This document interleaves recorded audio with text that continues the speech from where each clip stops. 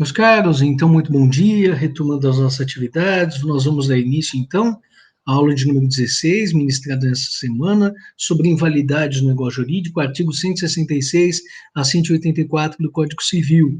Eu vou começar a compartilhar minha tela com vocês e logo na sequência nós damos prosseguimento às nossas atividades. Um minutinho só.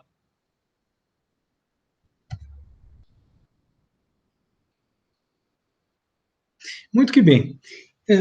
Nós tivemos ocasião de retomar agora, a propósito do reinício das nossas atividades na segunda parte do semestre, né, no quarto bimestre, nós temos a possibilidade de retomar as discussões atinentes ao plano da validade dos negócios jurídicos.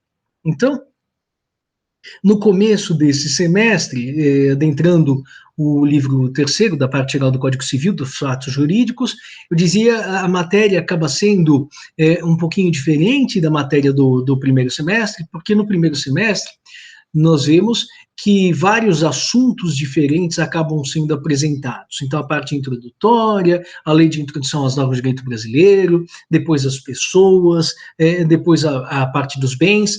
E no segundo semestre existe uma espécie de unidade, na medida em que todo o discurso, desde o mês de agosto até o final de novembro, estará comprometido em última análise com os fatos jurídicos e mais especificamente com os negócios jurídicos. Então, às vezes até acaba sendo um pouco repetitivo o discurso, mas logo na aula de número 12 eu falava a respeito dos planos da existência, da validade e da eficácia, atinentes às declarações de vontade.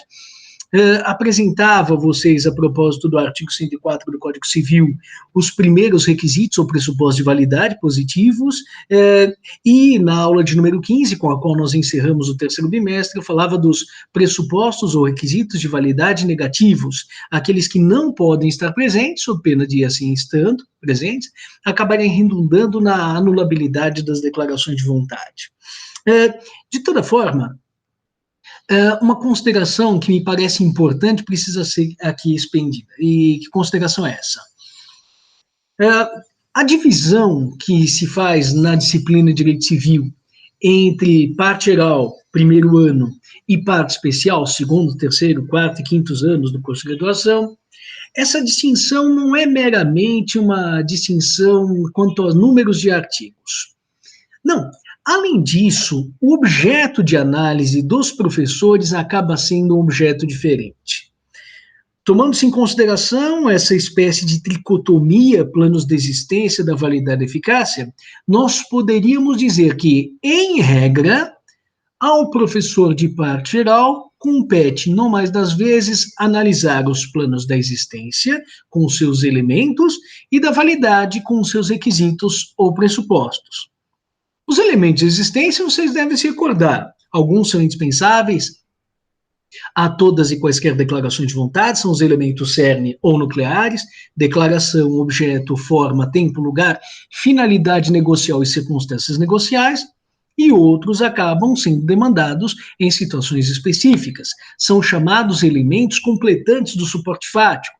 É o caso da entrega nos contratos reais, como contrato de comodato, de mútuo, de depósito, de penhor. É o caso da forma escrita no que diz respeito aos testamentos. Se essas espécies de elementos completantes não forem observadas, nessas hipóteses específicas, a declaração de vontade inexistirá. Além desses elementos de existência, também interessa ao professor de parte geral do Código Civil o estudo dos requisitos ou pressupostos de validade. Os positivos, que devem estar presentes, artigo 104 do Código Civil, agente capaz, objeto lícito, possível, determinado ou determinável e forma prescrita ou no defesa em lei. E os requisitos ou pressupostos genéricos negativos, que acabam sendo aqueles que não podem estar presentes. Erro, dolo, coação, estado de perigo, lesão, fraude contra credores, e que nós estudávamos na aula de número 15. Ocorre que, assim como eu dizia a vocês, que existem alguns elementos completantes que vão ser demandados em situações específicas, a entrega nos contratos reais, a forma escrita dos testamentos, e essas previsões específicas serão apresentadas pelos professores de parte especial. Da mesma forma, em se tratando de pressupostos, requisitos de validade, às vezes, na parte especial, nós vamos encontrar uma outra disposição específica. É o caso, por exemplo, da venda de ascendente a descendente. Os demais descendentes precisam concordar com essa operação, e o cônjuge do alienante também, sob pena de estarmos diante de uma anulabilidade. Mas isso exclusivamente com relação à venda de ascendente a descendente. Então, uma previsão específica. E essas previsões específicas de elementos completantes do suporte fático, ou de pressupostos ou requisitos específicos, tudo isso vai ser trabalhado pelos professores de parte especial. Então é curioso, porque nós poderíamos dizer que, em regra, o professor de parte geral, no momento eu, Estevam, me ocupo dos elementos de existência e dos requisitos ou pressupostos de validade. E, excepcionalmente, os meus colegas do segundo, terceiro, quarto, quintos anos vão se ocupar também, excepcionalmente, de elementos de pressupostos. Mas, para eles, o que importa, no mais das vezes, são os efeitos das declarações de vontade. Ao passo que, para mim, toda e qualquer espécie de incursão pelo plano de eficácia é absolutamente excepcional. Às vezes, o próprio professor de parte geral do Código Civil se debruça sobre alguns aspectos de eficácia. Então, vocês vão ver comigo que na aula de número 6 sobre direitos de personalidade eu falo um pouquinho sobre plano de eficácia. Agora, na aula de número 14, antes da prova, né, condição termo encargo, eu falava sobre consequências dos atos ou fatos jurídicos. Também haverá oportunidade de eu me debruçar novamente sobre esses assuntos nas aulas de número 18 e 19, sobre prescrição e decadência, sobre atos ilícitos, mas não é a preocupação primordial do professor de parte geral. A preocupação primordial do professor de parte geral são os elementos de existência e os requisitos ou pressupostos de validade. Excepcionalmente, faço eu alguma incursão pelo plano de eficácia. E, da mesma forma, via de regra, excepcionalmente, os meus colegas acabam fazendo investidas pelo plano de existência ou da validade, mas, via de regra, eles se ocupam pelo plano da eficácia, com as consequências das declarações de vontade, com as consequências dos fatos jurídicos. Bom, como eu disse a vocês, não escapa isso que eu acabei de mencionar ao que eu venho observando desde o começo das nossas conversas, né? Toda e qualquer boa regra em direito acaba encontrando exceção, até essa própria. Às vezes nós encontramos algumas regrinhas em direito que não acabam tendo exceção, mas elas são muito raras. E uma outra observação importante de se fazer, logo no começo das nossas conversas, nessa aula de número 16, diz respeito ao fato de que o Código de 2002 é um código que foi produzido graças a um trabalho desenvolvido em comissão. Cada um de vocês tem uma personalidade própria, eu tenho a minha personalidade. Se vocês me perguntarem, professor, você gosta de trabalhar em grupo? Eu vou dizer a vocês, olha, eu tenho tentado aprender a trabalhar em grupo, mas eu não sou uma pessoa que trabalha espontaneamente em grupo, ao contrário, eu tenho que domar a minha antissocialidade. Há muitas oportunidades em que a minha esposa diz assim, puxa, você acha que gostaria de viver sozinho? E é claro que eu, de maneira estratégica, acabo respondendo que não, que quero viver com as outras pessoas, inclusive com ela, mas eu não posso negar que há momentos em que eu acho que eu realmente teria uma tranquilidade maior em viver sozinho. Que coisa, né? É um perfil. E eu não gosto de fazer trabalho em grupo. Ao contrário, sempre que eu tinha lá na escola a oportunidade, os professores falavam, vai ter trabalho em grupo, todo mundo ficava feliz e eu ficava triste. Não sei se eu fui expulso, espancado, molestado em algum grupo, não sei, mas eu não gosto de trabalhar em grupo, nunca gostei. A gente vai aprendendo, né? Bom, e o fato é que o Código Civil de 1916, ele foi produzido pelo Clóvis Bevilacqua, inspirado em modelos anteriores, de Augusto Teixeira de Freitas, de José Tomás Nabuco de Araújo, de Joaquim Felício dos Santos, de Antônio Coelho Rodrigues, mas o trabalho foi desenvolvido sozinho por cada um deles, né, nessas oportunidades. E o de Bevilacqua acabou vingando. Já o Código 2002, não. O Código 2002 foi produzido em comissão. Então, foi um trabalho presidido pelo professor Miguel Reale, e a comissão era integrada por José Carlos Moreira Alves, também por Herbert Chamon, Agostinho Neves de Arruda Alvim, Torquato Castro, Silvio Marcondes Machado e Clóvis do Couto e Silva. E o trabalho, muito bem desenvolvido, padece de algumas espécies de pequeninas incompatibilidades sistemáticas que são naturais, porque as pessoas realmente não pensam da mesma forma, e por mais que tentem pensar de maneira bastante similar, não pensam de modo idêntico. Então, às vezes, a gente percebe que existem algumas incongruênciazinhas entre algumas disposições do código, mas um dos maiores especialistas em matéria de direito das obrigações, curiosamente, foi o professor responsável pela elaboração do livro sobre direito de família, professor Cláudio do Couto e Silva. E o professor Cláudio do Couto e Silva, além de conhecer direito de família, direito das obrigações, fazia as suas observações importantes a propósito da parte geral do Código Civil. E ele dizia que, dentre esses diversos defeitos no negócio jurídico que nós estudamos na aula de número 15, dois deles, a lesão e o estado de perigo, seriam justificadores de uma rescisão dos negócios jurídicos, e não da sua simples invalidação. O que seria a rescisão? A gente ouve, volta e meia, as pessoas falarem, né, no jornal, no programa esportivo, nos programas de televisão os mais diversos, que fulano e beltrano acabaram rescindindo um contrato, mas essa expressão utilizada no vocabulário futebolístico, rescisão contratual, não é uma utilização técnica da expressão. Quando se fala que fulano e beltrano rescindiram um contrato, normalmente o que nós temos aí é uma resolução do contrato por inadimplemento ou então uma resilição bilateral, um distrato.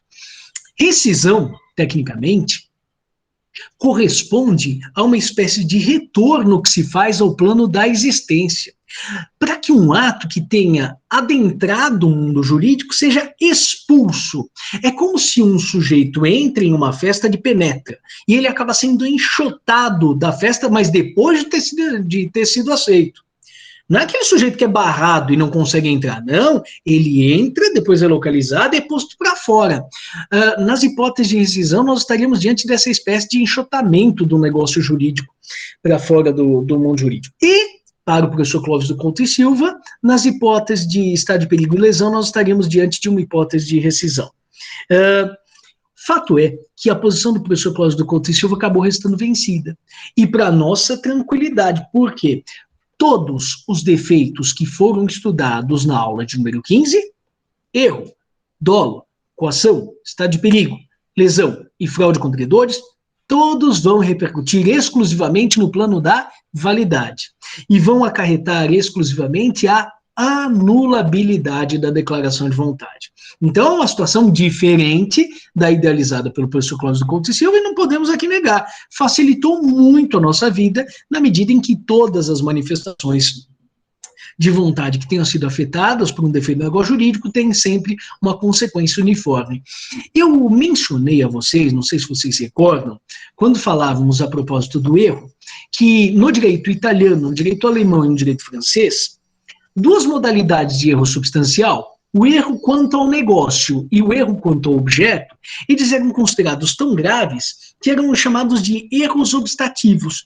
E o erro obstativo, ele teria a aptidão de evitar a existência da declaração de vontade. E aí eu dizia a vocês, olha, é uma peculiaridade dos direitos alemão, italiano e francês, mas isso não projeta seus efeitos no direito brasileiro. No direito brasileiro as coisas funcionam de maneira mais simples. Todos os erros, assim como todos os dolos, as coações, estado de perigo, lesões e fraudes, acabam redundando na anulabilidade da declaração de vontade. Claro, no que diz respeito à coação absoluta, estamos diante de um crime, né? No dolus bonus não gera consequência alguma, mas com todas aquelas ressalvas que foram apresentadas a vocês na aula de número 15, todos os defeitos acabam levando sempre à anulabilidade da declaração de vontade. São consequências que estão circunscritas ao plano da validade, poderíamos dizer assim. Entre nós, no direito brasileiro, no direito estrangeiro, as coisas não funcionam necessariamente assim. Segundo ponto sobre o qual eu gostaria de falar a vocês hoje. Na verdade, hoje eu gostaria de fazer essa introdução, gostaria de falar do negócio jurídico inexistente, da nulidade e da anulabilidade, né? Então, segundo ponto, negócio jurídico inexistente. 3 palavrinhas, mas vejam que, a meu ver, essas 3 palavras ostentam uma contradição em si mesmas absolutamente insustentável. Professor, então, se você não gosta da expressão negócio jurídico inexistente, por que você a usa? Porque é uma expressão consagrada na nossa doutrina. Quando vocês vão se debruçar sobre os manuais de direito civil, vocês vão encontrar inúmeras alusões a esta categoria, negócio jurídico inexistente. Professor, e por que você não gosta dessa designação? Porque é muito simples. Se o negócio é jurídico, é sinal de que ele é relevante para o direito, não é isso? Tá, só que se ele é inexistente, é sinal de que ele não adentrou o mundo jurídico. E se ele não adentrou o mundo jurídico, a sua irrelevância é evidente. Então, se ele é inexistente, ficou de fora. Se ficou de fora, como é que será um negócio jurídico? Por isso que essa expressão não me agrada. Ah, professor, e a gente joga fora? Não tem o que se possa fazer com essa expressão? Não, existe uma pequenina adaptação e que resolve todos os problemas. Mas aí eu teria de alterar uma das palavras utilizadas nessa expressão. Então eu costumo falar em negócio juridicamente inexistente. Aí sim, não há nenhuma espécie de problema. Significa isso: que existem situações nas quais estamos diante de uma externação de vontade, e essa externação de vontade, a princípio, à primeira vista, faria parte, seria recebida pelo direito, mas não será recebida pelo direito por certas razões. Porque faltam os elementos nucleares de suporte fático, porque faltam os elementos completantes. Vocês se recordam dos elementos nucleares que eu acabei de mencionar, a questão de alguns instantes? Aqueles que estavam na aula de número 12, toda e qualquer declaração de vontade para ser juridicamente relevante pressupõe a existência de uma versão da vontade em externação, então tem que ter uma declaração, tem que ter alguma espécie de vinculação entre essa declaração e algo que seja juridicamente merecedor de tutela, tem que ter um objeto juridicamente relevante, tem de ter alguma sorte de forma. Essa declaração precisa estar situada no tempo e no espaço. Deve haver uma finalidade negocial, daí a diferença entre o negócio jurídico e o ato jurídico em sentido estricto, em que os efeitos acabam derivando da própria lei. E, finalmente, devem estar presentes as circunstâncias negociais, que me levam a levar a sério aquela manifestação de vontade como sendo alguma coisa apta a gerar alguma espécie de consequência, não um exemplo dado em sala de aula que não tem aptidão a gerar consequência alguma. Mas, além desses elementos nucleares, em algumas situações específicas vão ser exigidos elementos completantes, como a entrega no que diz respeito aos contratos reais, como a forma escrita no que diz respeito às manifestações de última vontade. Superados esses elementos nucleares, esses elementos completantes, nós acedemos ao segundo dos planos, o plano da validade. E ali no plano da validade nós teremos os requisitos ou pressupostos. Os requisitos positivos do artigo 104, agente capaz, objeto lícito, possível, determinado, determinável, forma prescrita na defesa em lei, e os requisitos ou pressupostos negativos, que são aqueles que não podem estar presentes, os que nós estudamos na aula de número 15. Não pode ter erro, não pode ter doação, não pode ter coação, não pode ter estado de perigo, não pode ter lesão, não pode ter fraude, não pode ter dolo. Então, os requisitos ou pressupostos positivos do 104 devem estar presentes, e os requisitos ou pressupostos negativos, dos artigos 138 a 165, não podem estar presentes. Além do que, em certas circunstâncias, o legislador acaba exigindo requisitos ou pressupostos específicos. Ocorre que, tanto para os elementos de existência, quanto para os pressupostos ou requisitos de validade, há necessidade de uma previsão categórica por parte do legislador. Prevalece aqui uma máxima oriunda do direito francês, do Código de Napoleão, do Código de 1804. E que máxima é essa? Está aqui, entre a terceira e a quarta linha do primeiro alvéolo dessa transparência. Está dito aqui, pas de nullité sans texte. E o que significa isso? Que não existe nulidade, nullité, sem que haja previsão textual. Na verdade, quando a gente traduz esse nullité, não significa nulidade em sentido estrito, significa aquela categoria genérica, a chamada invalidade. Não haverá invalidade sem que haja previsão por parte do legislador. É mais ou menos parecido com aquilo que vocês vão estudar em direito penal no ano que vem, com o professor Roberto Arcanjo, com o professor Heitor Donizete de Oliveira, com o professor Tailson Pires Costa. O que diz o direito penal? Não há crime sem lei anterior que o defina, nem pena sem prévia cominação legal. salvo engano, artigo 5º, inciso 39º da Constituição Federal. Então, se não houver uma previsão legal dizendo que tal conduta é crime, ela não pode ser considerada como ilícito penal. É o chamado princípio da tipicidade. Da mesma forma, não existe invalidade sem que haja previsão em texto legal. Vamos imaginar que duas pessoas do mesmo sexo queiram se casar. Elas podem se casar? Vocês vão dizer, claro que podem, professor. Aliás, eu, fulano, sou favorável ao casamento entre pessoas do mesmo sexo. Que bom que você é favorável. Eu, Estevam, também sou favorável, mas eu não estou aqui na dimensão política do direito, na dimensão axiológica, e tampouco na dimensão sociológica. Eu não quero saber se a sua opinião é favorável ou desfavorável ao casamento de pessoas do mesmo sexo. Se as pessoas do mesmo sexo se casam ou não se casam na prática. Não! Eu estou aqui, sou um professor de dimensão normativa. Eu estou aqui preocupado em saber se as normas jurídicas permitem ou não permitem o casamento de pessoas do mesmo sexo. E vocês vão dizer, sim, permitem. O próprio STF tem permitido isso. Isso é verdade, mas nos dias de hoje. Só que os franceses do começo do século XIX não pensavam assim, ao contrário, eles acabavam sendo bastante conservadores. E eu estou usando a expressão conservadores para não entrar em cisânia, para não entrar, não semear qualquer espécie de conflito, né? Não vou tomar partido e dizer que eram retrógrados, mas eles não viam com simpatia, não, o casamento entre pessoas do mesmo sexo. Então, eles queriam impedir o casamento de pessoas do mesmo sexo, mas não tinha previsão de invalidade nessas circunstâncias. E aí, como é que eles faziam para evitar que esse tipo de união acabasse gerando consequências? Foi desenvolvida, então, sobretudo para o direito de família e para a disciplina dos casamentos, a chamada teoria do negócio jurídico inexistente. Aí, sem a necessidade de uma previsão textual de invalidade, de nulidade ou de anulabilidade, seria possível se impedir que essas espécies de acordos acabassem gerando alguma consequência jurídica. Ah, professor, mas eu acho isso uma injustiça, porque as pessoas do mesmo sexo devem poder se casar. Meu Deus do céu, acho que eu não fui claro. Eu também acho, mas pouco importa a sua opinião, pouco importa a minha opinião. A gente tem que entender que na sociedade daquela época eles não concordavam com isso. E eles não tinham meios, por meio da teoria das nulidades, das invalidades, para conseguir coibir esse tipo de prática. Então, o que eles fizeram?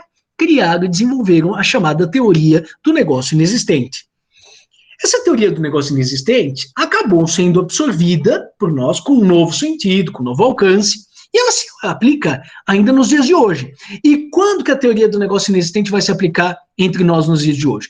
Quando faltar um daqueles elementos cerne ou um dos elementos completantes do suporte fático. Quando faltar declaração, objeto, forma, tempo, lugar, finalidade negocial ou circunstâncias negociais, ou quando, então, faltaram os elementos completantes do suporte fático, a entrega nos contratos reais e assim sucessivamente. Muito que bem. Aí um aluno muito bem intencionado, não é um aluno que quer me colocar em maus lençóis, mas me coloca em maus lençóis. O aluno me pergunta assim, mas professor, eu tenho uma dúvida. Ah, qual é a sua dúvida? Ele diz,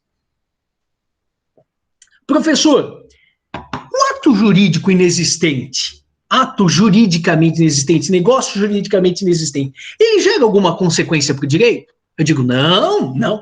É por isso que eu falo, ele é juridicamente inexistente. Fica do lado de fora do mundo jurídico. Aí um diz, ah, entendi.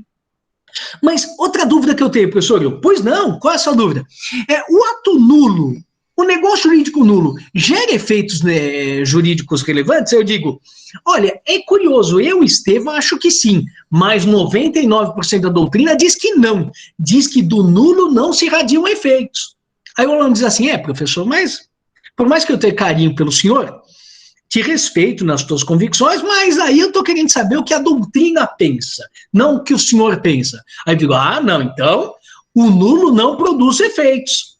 Aí o aluno diz, então, professor, já que para a maioria da doutrina o nulo não produz efeitos, e o juridicamente inexistente? Tampouco, porque ficou do lado de fora do direito. Então, sinto ser indelicado, mas o senhor que vá plantar batatas com a sua diferença entre negócio nulo e negócio inexistente, porque é tudo a mesma coisa, tudo essa coisa, não gera efeitos tanto uma hipótese quanto outra. Mas será que esse meu aluno está certo na consideração que faz? Sim ou não? Cuidado. O negócio juridicamente inexistente, realmente, jamais poderá produzir qualquer espécie de efeito jurídico, porque ele é juridicamente inexistente. Se eu estou aqui pressupondo, vi aqui na xicrinha, né, de café, tá aqui na borra de café, Estevão, você vai morrer hoje. E aí eu resolvo olhar para vocês, e aproveitando que está sendo gravado, quero que os meus bens sejam partilhados dessa ou daquela forma. E logo depois da gravação eu venho em pacoto, a minha declaração de última vontade vai produzir algum efeito jurídico? Não. O Estevão morreu com ou sem testamento? Morreu sem testamento. Mas o professor Estevão tinha dito, olha, quero que os meus bens sejam repartidos dessa ou daquela forma. Não importa. Todo esse esqueminha que eu tinha dito aqui, olha, eu li na borra do café, tá dito que eu vou morrer, então eu quero que os meus bens sejam repartidos dessa ou daquela forma. Tudo isso, juridicamente, é coisa nenhuma. Ato juridicamente inexistente, negócio juridicamente inexistente. O professor Estevão morreu sem testamento, diríamos em latim, ad intestato. E aí, os bens do Estevão serão distribuídos de acordo com aquilo que a lei estabelece. Pois bem, essa minha manifestação de última vontade, quero que os meus bens sejam distribuídos dessa ou daquela forma, ficou do lado de fora do direito. E um contrato relacionado à compra e venda de um bem imóvel, com valor superior a 30 vezes o maior salário mínimo vigente no Brasil, celebrado por instrumento particular. Opa, vocês já ouviram falar dessas situações. Contratos que tenham por objeto bens imóveis com valor superior a 30 vezes o maior salário mínimo vigente no Brasil. Essas situações demandam a utilização do quê? De escritura pública. Mas e se foi utilizado instrumento particular? Bom, aí a gente já sabe, por aquilo que eu mencionei na aula de número 12, que o contrato vai ser nulo. E se é nulo, não gera consequências jurídicas. Então, vamos pegar esse contrato por instrumento particular, vamos rasgar e jogar fora, não serve para porcaria nenhuma, não é isso? Não, cuidado! E por que eu tenho que tomar cuidado? Prestem atenção, vou contar uma coisa a vocês. Se uma pessoa possui contínua e incontestadamente um bem, e ela possui com animus domini, pela sua posse prolongada, esta pessoa pode se tornar proprietária, por força de uma figura chamada de usucapião. Agora, para isso é necessário que, além dessa posse, outros elementos estejam presentes. A regra mais carne de vaca, a regra mais tranquila em matéria de usucapião é a do artigo 1238 do Código Civil, que estabelece o seguinte: se alguém possuir contínua e incontestadamente com a intenção de ser dono, então eu tenho que possuir de maneira contínua, ininterrupta, de maneira incontestada, ninguém se opõe àquela minha posse, e com a intenção de ser dono. Se eu possuir uma res habilis, coisa passível de aquisição por usucapião, não pode ser um bem público, vocês estudaram isso comigo na aula de número 11, artigo 102. E se eu possuir durante 15 anos esse bem, mesmo que eu não seja proprietário, me torno proprietário por força da minha própria posse. Agora, e se o sujeito possuiu por 14 anos e 11 meses, faltando alguns dias para os 15 anos? Professor, eu não quero ser chato, mas 14 anos, 11 meses e alguns dias, menos de 15 anos, não incidiu a regra do artigo 1238 do Código Civil. Aí eu falo, puxa, vocês são cruéis, hein, meus alunos? Vocês dizem, não, é a mesma crueldade que você tem, Estevão. Quando você diz assim, se o aluno ficar com 6,999999 de média, ele estará reprovado, porque a média de aprovação é 7.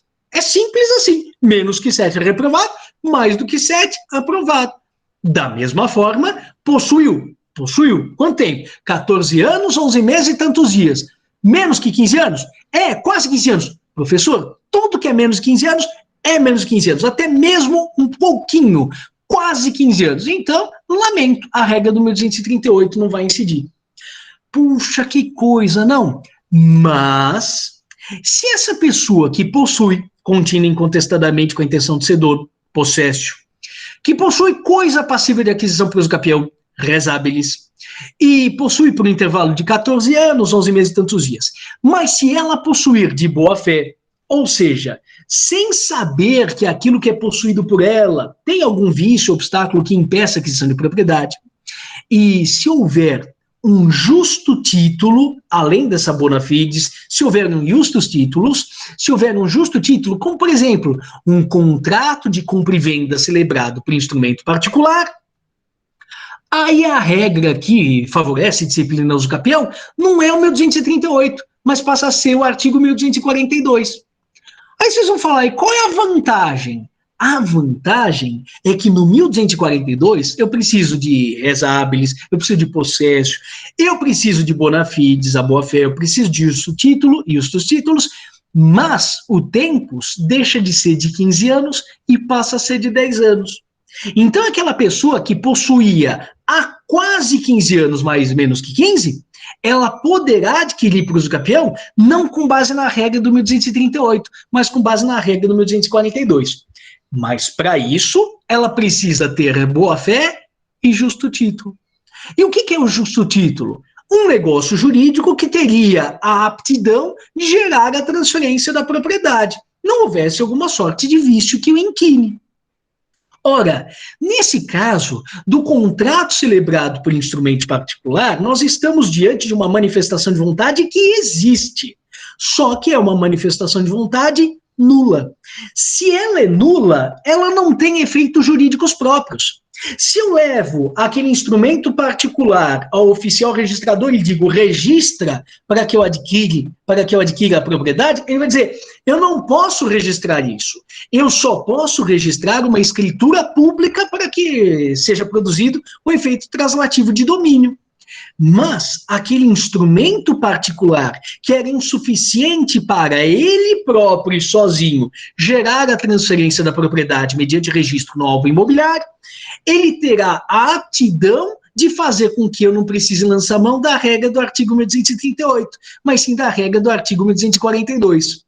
Isto quer dizer que o ato jurídico nulo, ou um negócio jurídico nulo, ele não tem efeitos jurídicos próprios, mas ele pode receber alguma espécie de efeito jurídico oblíquo, graças a alguma outra sorte de regra jurídica. Então é assim, na aula de número 12, eu mencionei a vocês a diferença entre 4 categorias: a expectativa de direito, o direito eventual, o direito futuro e o direito adquirido. Voltem às gravações lá, eu espero que vocês se recordem dessa distinção. Pois bem, e essa distinção foi utilizada na aula de número 14. Quando eu analisava o artigo 130, eu dizia, olha, se eu prometer para o professor Elcio Madeira em doação a minha biblioteca, disser assim, Elcio, te dou a minha biblioteca, se o Corinthians for campeão brasileiro, ao final do ano 2021, o professor Elcio vai estar esperando o desenrolar do Campeonato Brasileiro e o Estevão incendeia um livro por noite. O Elcio fica louco da vida, porque o Corinthians está chegando perto de se tornar campeão. Mas até então ele não pode fazer nada. Pois bem, mas o Elcio pode lançar mão do artigo 130, que diz que ao titular de um direito eventual podem ser franqueados os mecanismos necessários à conservação dos seus interesses. Ele não tem ainda direito adquirido à biblioteca, mas ele tem mais do que uma expectativa de direito. O direito eventual é diferente da expectativa de direito exatamente por isso, porque a expectativa de direito é um nada jurídico. Já o direito eventual pode receber alguma espécie de proteção quando o legislador expressamente assim estabelecer. Da mesma forma, o negócio inexistente jamais terá qualquer consequência jurídica. Mas o negócio nulo não tem efeitos jurídicos próprios, como o direito eventual. Excepcionalmente, todavia, a norma jurídica pode tutelar alguma espécie de consequência para o direito eventual e, excepcionalmente, a norma jurídica pode atribuir um ou outro efeito ao ato jurídico nulo. Então, vou pedir a vocês que retornem, inclusive, à aula de número 5.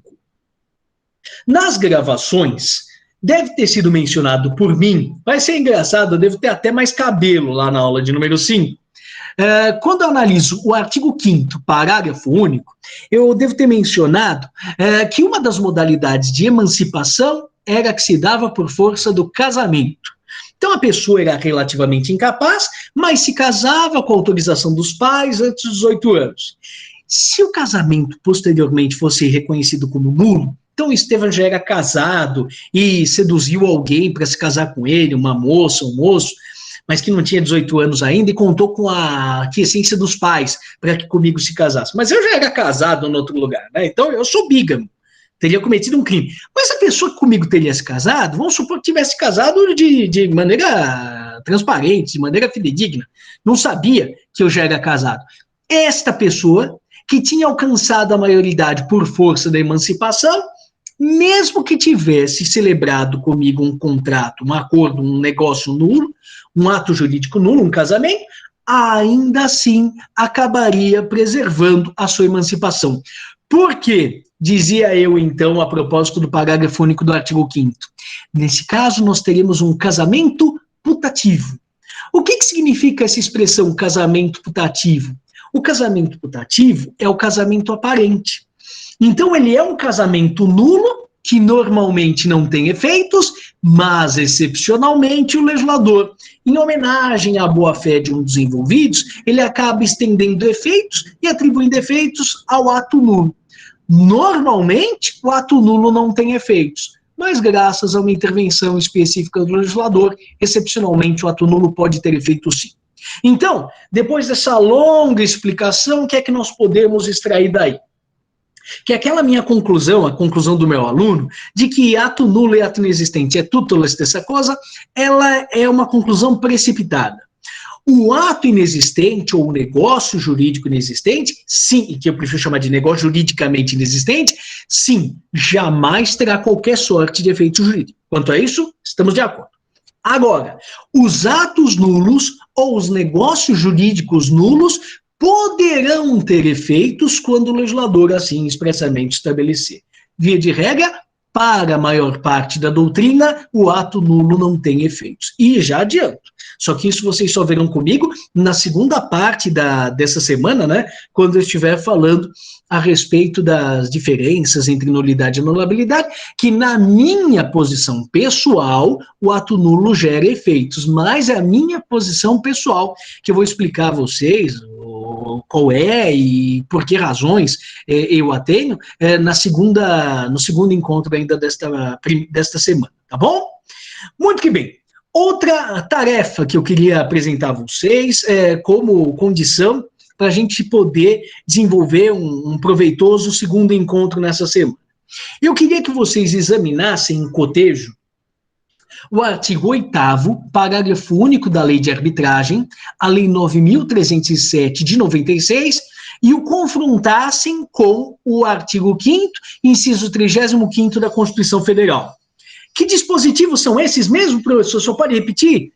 Posso repetir, mas não tem problema. Estão aqui, ó, mencionados no segundo alvéolo desse slide. Artigo 8º, parágrafo único da Lei 9.307 de 96, a Lei de Arbitragem, em confronto com o artigo 5º, inciso 35º da Constituição Federal. A meu ver, é a minha posição pessoal, existe um conflito entre essa norma infraconstitucional e a Constituição. Esse tipo de antinomia, esse tipo de conflito é chamado de inconstitucionalidade. Então, para mim, existe uma inconstitucionalidade. Mas onde estaria essa inconstitucionalidade? Então, faça um exercício para mim. Peguem em casa esse parágrafo único do artigo 8º da Lei de Arbitragem, peguem o inciso 35º do artigo 5º da Constituição e confrontem os textos. Vejam se vocês encontram alguma inconstitucionalidade. No próximo encontro dessa semana, eu vou abordar isso, mas somente no final. Vai ser a última consideração que eu vou expender na nossa aula de número 16. Bom, vamos prosseguindo e falando, então, a respeito do terceiro dos assuntos sobre os quais eu queria falar na manhã de hoje. Nulidade. Então, eu já falei sobre introdução, sobre o negócio juridicamente inexistente, agora vamos falar sobre nulidade, depois sobre anulabilidade. A nulidade corresponde à invalidade de maior porte que pode atingir um negócio jurídico. Isso consta da definição que eu reproduzo aqui no primeiro alvéolo desse slide. Está dito: a nulidade corresponde a uma invalidade de maior porte, decorrente da contrariedade a alguma norma de ordem pública. Duas observações. Hoje, nós falamos em invalidade enquanto gênero, que tem duas espécies de modalidades. A nulidade enquanto invalidade de maior porte e a anulabilidade enquanto invalidade de menor porte. É como se eu tivesse no jogo de futebol os cartões. Eu tenho um cartão vermelho e um cartão amarelo. Seriam as hipóteses de cartões. Da mesma forma, não se confunde, né, a categoria genérica com as categorias específicas. Isto hoje. No Código Civil Brasileiro de 1916, não se falava em invalidade. Então, o gênero era chamado nulidade. Então, nós tínhamos nulidade enquanto gênero, que desaguava em duas espécies. A nulidade em sentido restrito, por oposição à nulidade genérica, né, em sentido amplo, e a anulabilidade. Bom, é lógico que para evitar esse tipo de confusão, antinomia de técnica legislativa, quando uma mesma expressão é utilizada para sentidos diferentes, o que é que fez o legislador 2002 e fez-lo bem? Estabeleceu que o gênero vai ser chamado de invalidade e as espécies de nulidade, quando de maior porte, e anulabilidade, quando de menor porte. Na nulidade, nós temos uma norma de ordem pública, uma norma cogente sendo violada. Na anulabilidade, nós temos uma norma dispositiva. E diz a segunda parte da definição, sendo insuscetível por tal razão de qualquer espécie de sanação. É como se o ato nulo não pudesse sarar. Seja essa sanação por virtude da confirmação, uma manifestação de vontade ratificatória, que acabe tornando válido aquilo que até então era inválido, ou a convalidação em sentido estrito, que é aquilo que se dá pelo simples decurso do tempo. E isso graças a uma vedação constante do artigo 169 do Código Civil. O que estabelece o artigo 169 do Código Civil? Me acompanhe aqui.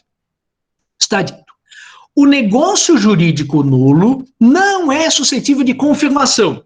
Então, eu não posso, por meio de uma manifestação de vontade posterior, afastar a invalidade que impendia sobre aquela externação de vontade anterior. Não posso ratificar. E por que não? Porque é uma invalidade mais grave. E diz a segunda parte, nem convalesce pelo decurso do tempo. Às vezes, eu e minha esposa, a gente acaba se desentendendo. Aí o que eu faço? De maneira muito malandrinha. Eu pisei na bola, aí eu fico um dia sem conversar com ela. Aí no outro dia, eu volto a conversar. Sabe quando a pessoa dorme, acorda, né? Se esquece do que aconteceu no interior? Eu, oi, tudo bem, quer um cafezinho? Olha, eu vou te levar um chazinho. E ela aceita o chá? Não, joga o chá quente na minha cara. Joga o café em mim. Por que ela faz isso? Porque ela fala, você acha que eu esqueci que você pisou na bola no dia anterior? Pois bem, mas eu não me esqueci. Às vezes, a gente está diante de uma invalidade que, se não for atacada de maneira tempestiva, é como se ela sarasse sozinha. A anulabilidade, se não for impugnada rapidamente, ela acaba sendo corrigida graças ao decurso do tempo, mas a nulidade não. Se o ato é nulo hoje, ele será nulo daqui 6 dias, daqui 6 meses, daqui 6 anos, daqui 6.000 anos. O ato nulo não acaba sendo consertado, não acaba sendo validado ou convalidado pelo simples decurso do tempo. Já o ato anulável, nós vamos ver ainda na aula de hoje que isso é diferente. Ele acaba sanando pelo decurso do tempo. Muito que bem. Com relação à classificação das nulidades, nós podemos, em primeiro lugar, diferenciar. De um lado, nós teremos a nulidade em sentido estrito, e de outro lado, a nulidade em sentido amplo. Graças à oposição entre nulidade em sentido estrito e anulabilidade. Bom, essas espécies de referências, nulidade em sentido amplo, nulidade em sentido restrito, elas eram oportunas quando da vigência do Código Civil Brasileiro de 1916.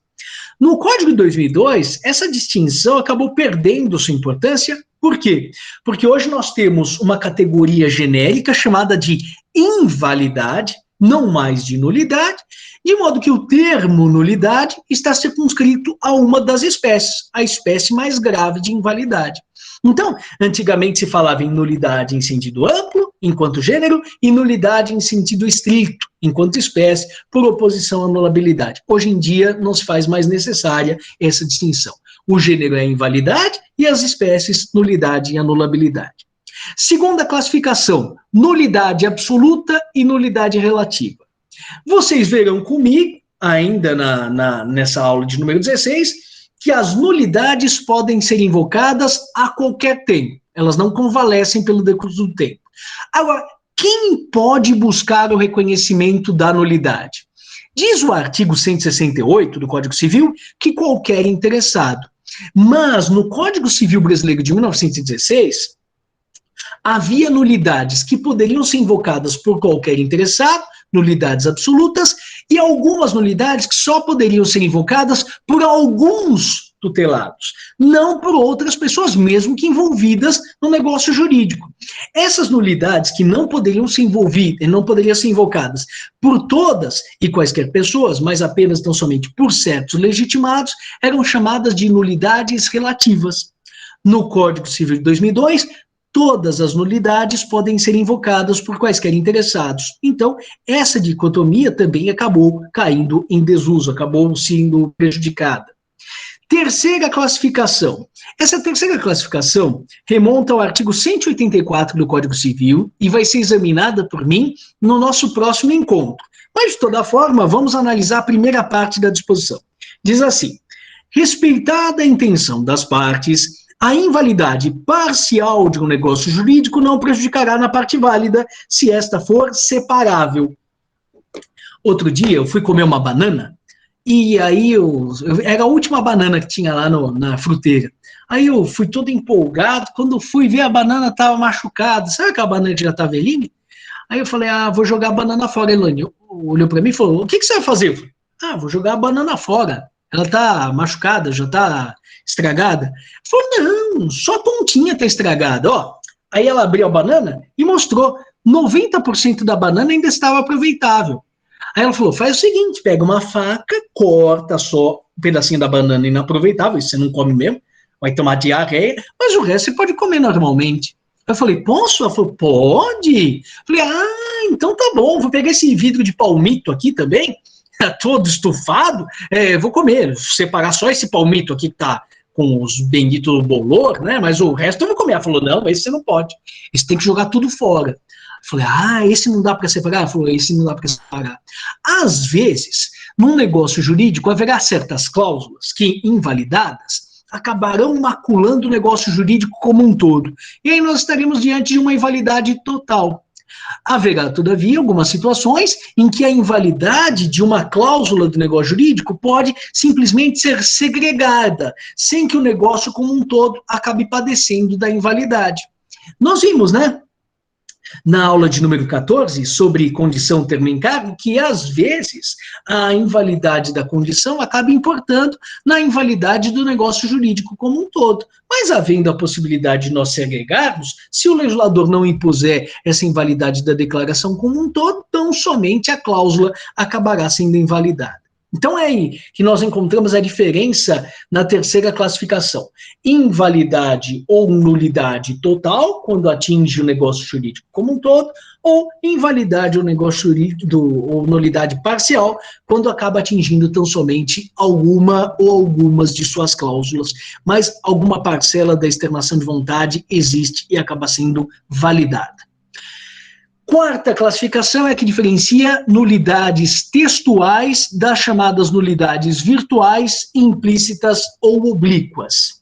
Vamos pegar aqui para analisar o artigo 166 do Código Civil. O que diz o artigo 166? É nulo o negócio jurídico quando, nos 6 primeiros incisos, nós teremos nulidades textuais. Por quê? Porque o legislador não dá margem a dúvidas. Olha só, inciso primeiro, nulidade textual, portanto, direta, subjetiva, celebrado por pessoa absolutamente incapaz. Então, se um dos envolvidos em uma declaração de vontade é absolutamente incapaz e não foi adequadamente representado, o negócio jurídico é inválido, mas inválido na sua expressão mais contundente. O negócio jurídico é nulo, por uma peculiaridade subjetiva. Artigo 104, inciso 1º, combinado com o artigo 166, inciso 1º do Código Civil. Nos incisos segundo, terceiro e sexto, nós vamos ver as chamadas nulidades explícitas, nulidades textuais, explícitas, portanto, diretas, mas objetivas. O que é que diz o inciso segundo? É nulo o negócio jurídico quando for ilícito, impossível ou indeterminável o seu objeto. Então eu digo assim, Elcio, estou aqui a vender tóxicos, ou a vender uma substância entorpecente, uma arma de negociação proibida, negócio ilícito. Elcio, te dou R$2.000 se você conseguir protocolar conseguir a procedência de uma cumprimento, uma homologação de sentença estrangeira no STF. Não vai conseguir isso jamais. Nesse caso, o objeto da contratação acaba sendo impossível. Ou então, Elcio, te vendo por R$1.000 um livro da minha biblioteca. Mas qual livro? O objeto é indeterminável. Nessas três hipóteses, estamos diante de um objeto jurídico nulo. Então, o negócio jurídico será nulo por força de uma espécie de limitação atinente ao seu objeto da operação. Inciso terceiro, quando o escopo, quando o motivo que levou as partes à contratação for ilícito. Está dito, um motivo determinante comum a ambas as partes for ilícito. Então, vamos imaginar. Nós temos em andamento um concurso para professor titular aqui na faculdade, professor de Teoria Geral do Direito. Aí, ao final do concurso, nós temos lá a ordem de classificação, vários candidatos. O primeiro candidato, classificado em primeiro lugar, ele é chamado pela direção para saber se ele vai dar aula nos 2 períodos, se ele aceita dar aulas na faculdade pelos 2 períodos. Aí diz, olha, eu só posso dar aula num dos períodos. O que se faz? A outra turma fica sem aulas? Não. Aí se chama o segundo colocado e verifica se o segundo colocado tem interesse em dar aula no outro período remanescente. Olha, professor, que legal. Então quer dizer que 2 professores serão aproveitados no mesmo certame? Não sei, a depender do resultado, isso pode acabar acontecendo. Muito que bem. E será que o segundo colocado não pode pegar o telefone, ligar para o primeiro colocado e falar, vamos fazer o seguinte, você aceita as aulas de um período só, aí eu te dou R$500.000 e você diz que não quer dar aula no segundo período. Aí eu acabo aceitando e também vou ser titular de um cargo público. Será que esse tipo de acordo pode ser feito entre as partes, sim ou não? Não. Puxa vida, professor, mas tantos acordos podem ser feitos, por que esse não pode ser feito? Porque nós estaríamos aqui fraudando um determinado certame, uma determinada licitação, um concurso público. Então, não, nesse caso, esse tipo de acordo, esse tipo de motivo seria ilícito. A celebração de um contrato, via de regra, não é ilícita. E, na verdade, é lógico que pode o primeiro colocado dizer eu não quero dar aulas em ambos os períodos, mas o que ele não pode se manifestar nesse sentido, porque vai receber algum dinheiro, que vai receber qualquer espécie de contrapartida por parte do segundo colocado. Aí nós estaríamos diante de um negócio jurídico nulo nas suas manifestações de vontade de ambos envolvidos, graças a esse motivo que acabaria sendo considerado reprovável. Terceira hipótese de objeto ilícito, agora, inciso sexto. Ué, professor, mas depois do inciso terceiro vem o inciso quarto. Calma, eu volto ao inciso quarto e inciso quinto depois. Inciso sexto. Tiver por objetivo fraudar a lei imperativa. Vocês já viram comigo nas nossas conversas anteriores, desde a aula de número 12, e eu dizia assim, se eu quiser vender alguma coisa a um descendente, os demais descendentes precisam concordar com a operação, não é verdade? Agora, se eu já sei que os meus filhos não concordarão, quero vender um imóvel para um dos meus filhos, e eu já sei que os outros não vão concordar com a operação, o que eu posso fazer para tentar contornar essa espécie de objeção dos meus demais filhos? Aí eu faço o seguinte, eu vendo o meu imóvel para o meu contador, porque para vender para o meu contador, ninguém precisa concordar com isso. E depois o meu contador vende o imóvel para o meu filho, ao qual aquele imóvel acabaria sendo alienado de uma forma ou de outra. Pronto, para vender para o meu contador, os demais filhos não precisam concordar com a operação, e para que meu contador venda para o meu filho Caio, os demais não precisam concordar com a operação. Podemos fazer isso, sim ou não? Não. Porque esse tipo de manobra utilizado por mim, essa interposição de pessoa, né, do contador, corresponderia a uma tentativa de fraude à lei imperativa. Nós estamos diante de uma norma cogente que visa evitar que um pai favoreça demais um dos seus filhos em detrimento dos outros. E esse tipo de norma do 496 estaria sendo fraudado por mim graças a esse tipo de manobra. Então, nesse caso, tanto a compra e venda celebrada entre mim e meu contador, quanto aquela celebrada entre meu contador e meu filho, ambas as operações serão consideradas como nulas de pleno direito. Não porque compra e venda seja nulo, mas porque, nesse caso, nós estamos tentando, graças a essa triangulação, evitar a aplicação de uma norma cogente, o artigo 496. Então, 3 hipóteses de nulidade objetiva. Quando existe um objeto ilícito, impossível ou indeterminável, inciso 2º, quando o motivo comum a ambas as partes for ilícito, ou quando houver a intenção de fraude à lei imperativa, uma norma cogente. E nos incisos 4º e 5º? Aqui nós estamos falando também de nulidades textuais, mas derivadas de violações formais. Está dito no inciso 4º.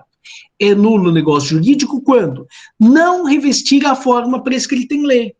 Então, já vimos, contrato de compra e venda de bens imóveis com valor superior a 30 vezes o maior salário mínimo vigente no Brasil, precisa observar a escritura pública. E se não observar a escritura pública, consequência é a nulidade, graças à conjugação entre o artigo 108 e o 166, inciso 4º. Ah, professor, mas a escritura pública, nós vamos ver na aula de número 20, artigo 215, ela precisa ser redigida em língua portuguesa. E se tiver algum trecho da escritura pública escrito em outro idioma? Aí a consequência será a nulidade da escritura pública. Puxa vida, professor, e aí, o negócio será atingido como um todo, a compra e venda? A depender das circunstâncias, sim. Mas muita atenção, nessa hipótese, a nulidade também está relacionada à forma, mas não ao inciso 4º, e sim ao inciso 5º. No inciso 4º, eu tinha de observar uma determinada forma e não observei. Tinha de usar a escritura pública e lancei mão do instrumento particular, lancei mão da forma verbal, lancei mão da forma gestual. Agora, no inciso 5º, não, se diz, é nulo o negócio jurídico quando for preterida, for deixada de lado alguma solenidade que a lei considere essencial para a validade. Então, se está dito lá no artigo 215 que a escritura pública tem que ser redigida inteiramente em língua portuguesa, foi utilizada a forma prescrita em lei, foi utilizada a escritura pública, só que uma formalidade inerente ao ato acabou sendo deixada de lado, acabou sendo preterida. A consequência acaba sendo exatamente a mesma, a nulidade da declaração de vontade. Ocorre que, além dessas 6 modalidades de nulidade direta, previstas nos incisos do artigo 166, a subjetiva do inciso 1º, as objetivas dos incisos 2º, 3º e 6º, as nulidades formais previstas nos incisos 4º e 5º, tem um inciso 7º, que diz assim, é nulo o negócio jurídico quando a lei taxativamente o declarar nulo. Então, eu encontro, num dos artigos da parte especial do Código Civil, uma previsão de nulidade. Assim como no artigo 167. Vocês vão ver que está dito lá, é nulo o negócio jurídico simulado. A lei taxativamente diz que tal hipótese é de nulidade. É uma nulidade direta.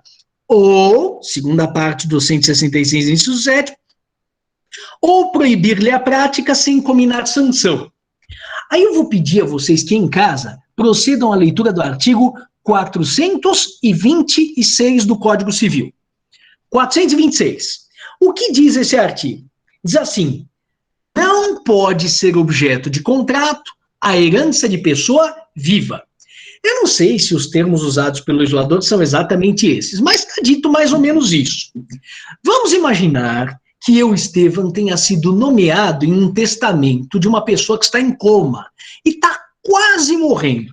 Já está com 9 dedinhos na cova, só falta o último dedinho para ela cair, morrer e o Estevam vai receber toda a herança. Mas ele está vivo ainda.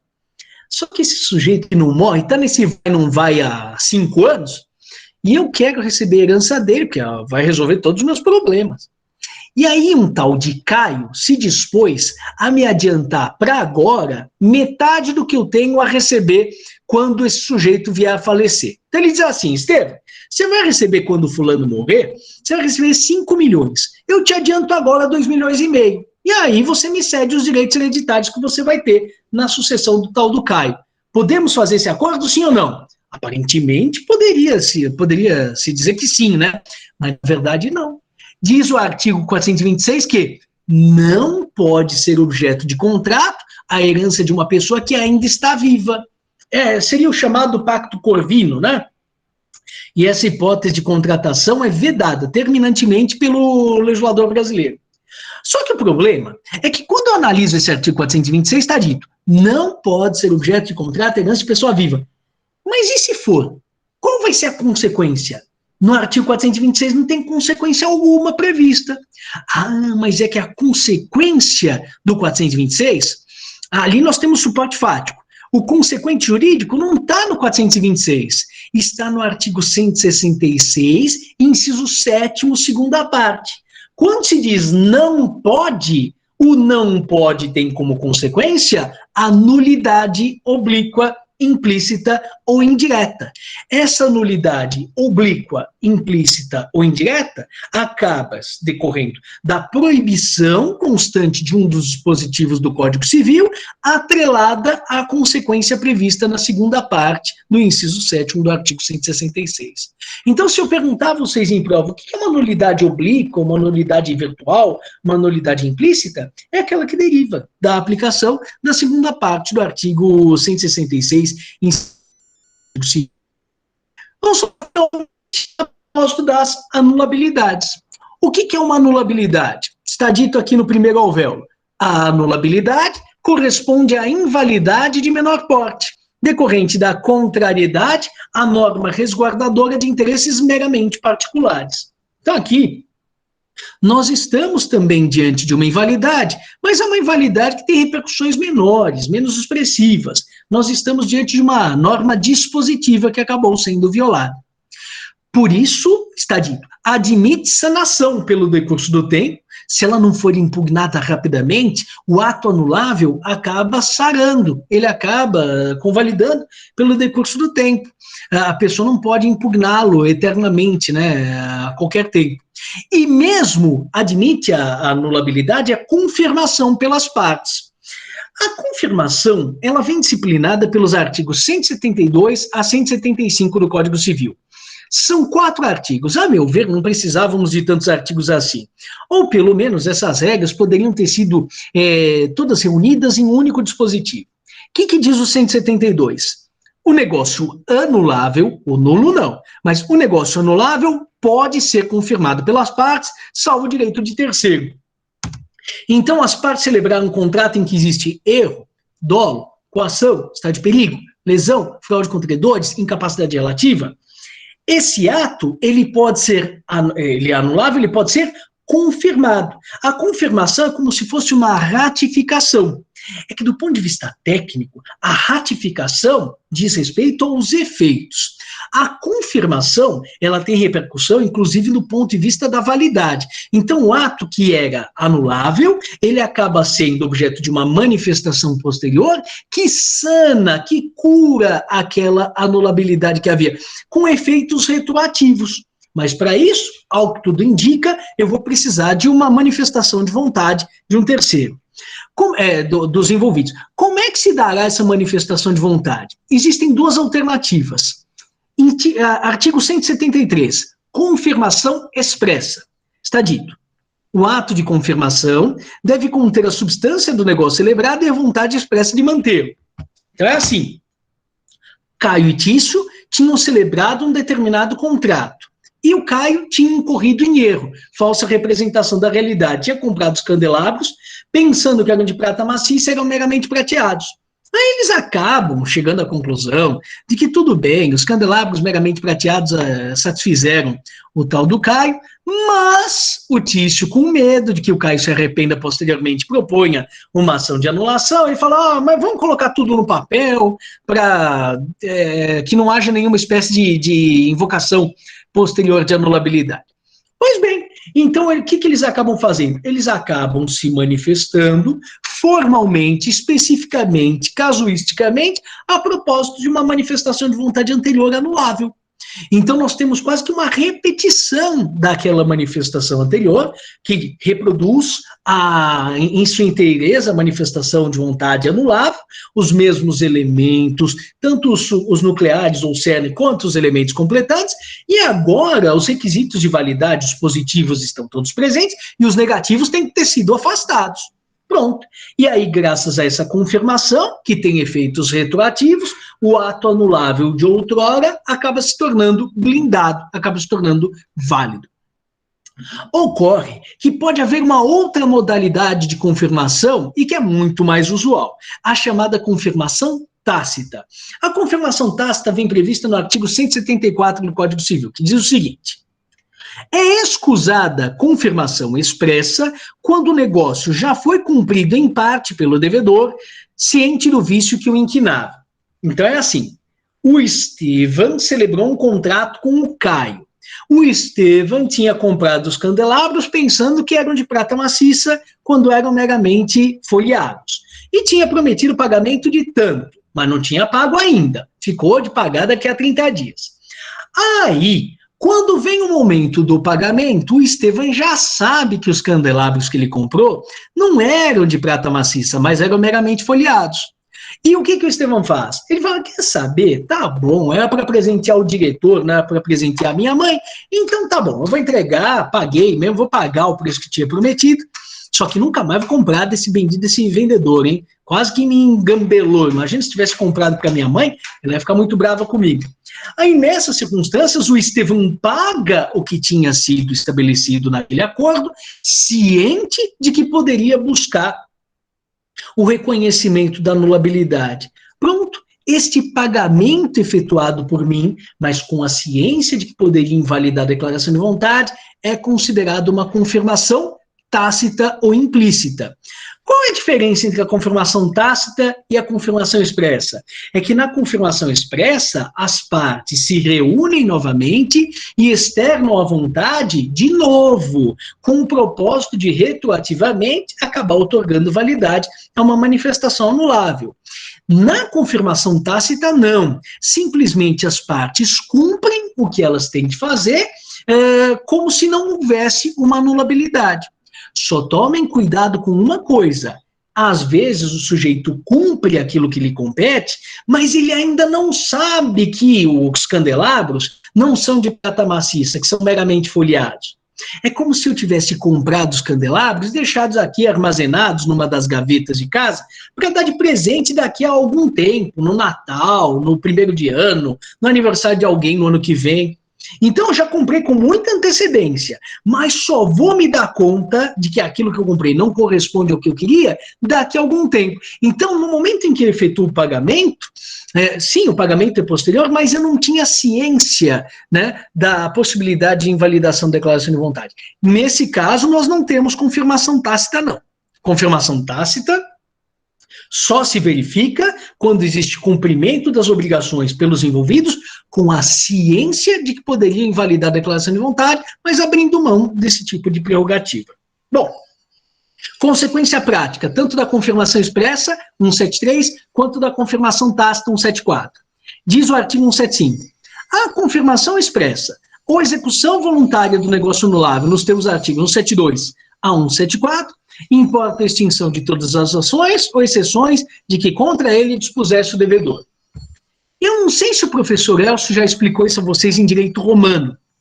Quando ele falou a respeito dos defeitos do negócio jurídico, acho que ele já deve ter mencionado isso, um dolo, por exemplo, a parte que foi ludibriada pela outra parte, ela pode intentar uma ação para que o dolo venha a ser reconhecido, a actio doli, ou ela pode esperar até que venha a ser cobrada pela outra parte.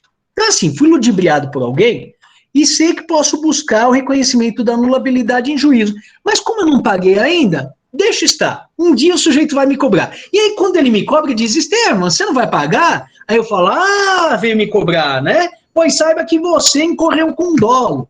Aí eu lanço mão do dolo, mas não como motivo ou fundamento da minha ação, mas sim como fundamento para a minha defesa. Como é que se diz defesa em latim? A defesa em latim se chama exceptio. Então, eu posso invocar o dolo tanto via actio, ou ação, como via exceptio, exceção, defesa. Então, no momento em que o ato foi confirmado, o sujeito que poderia, num primeiro momento, buscar o reconhecimento da anulabilidade, ele já não pode mais nem buscar o reconhecimento da anulabilidade mediante a ação de anulação, nem por meio de defesa, por meio de exceção, uma vez que ele acabou confirmando e sanando aquele ato que até então poderia ser invalidado. Muito que bem. Quais são as hipóteses principais de anulabilidade? Bom, além daquelas expressamente previstas na legislação, diz o artigo 171. Além dos casos expressamente declarados na lei, anulável o negócio jurídico quando? Inciso primeiro, por incapacidade relativa do agente. Então, o sujeito tem mais de 16 meses, 18 anos, e não foi adequadamente assistido, pratica ato anulável. Então, se alguém perguntar a vocês em prova, incapacidade é causa de nulidade ou de anulabilidade, o que é que vocês vão responder? Depende. Se a incapacidade for absoluta, é hipótese de nulidade. Se a incapacidade for relativa, é hipótese de anulabilidade.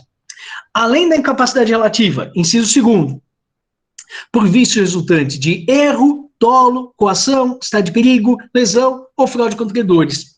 Ou seja, todos os defeitos do negócio jurídico que nós estudamos na aula de número 15, entre os artigos 138 e 165, acarretam sempre a anulabilidade. Tem um único defeito do negócio jurídico que acarreta nulidade, mas esse não está entre 138 e 165, que é a simulação, que a gente vai estudar no próximo encontro, no artigo 167. Aí, esse defeito do negócio jurídico acarreta a nulidade da declaração de vontade, tá bom? E, além disso, existe também a possibilidade de anulabilidade, de anulação, derivada da falta de concordância de um terceiro. Diz o artigo 176. Quando a anulabilidade do ato resultar da falta de autorização de terceiro, será validado se este adere posteriormente. Então é assim.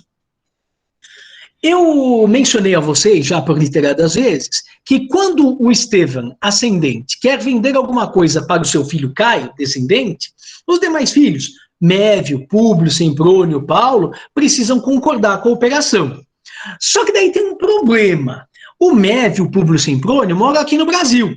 Então eles vão comigo lá, no mesmo tabelionato, e numa sentada só, eu celebro o contrato como vendedor, o Caio como comprador, e o Mévio, o Públio Semprônio também assinam, concordando com aquela compra e venda. E, pois bem, estaríamos diante de um negócio plenamente válido. Só que tem mais um filho, o tal do Paulo. E não é que o Paulo tem alguma coisa contra a compra e venda celebrada entre mim e o Caio. É que o Paulo mora em Paris. E ele não tem como comparecer àquele mesmo tabelionato. E ele acaba se manifestando, posteriormente, perante um tabelião lá em Paris, mas só dali um mês depois da celebração do negócio jurídico. Será que aquele negócio, aquele contrato celebrado entre mim e o Caio vai ensejar alguma sorte de invalidade? Bom, até que sobrevenha a manifestação do meu filho Paulo, realmente existe invalidade sobre esse contrato celebrado entre mim e o Caio. Por mais que o Paulo não tenha nada contra. Por quê? Porque os demais descendentes precisam concordar com essa operação, e a minha esposa também.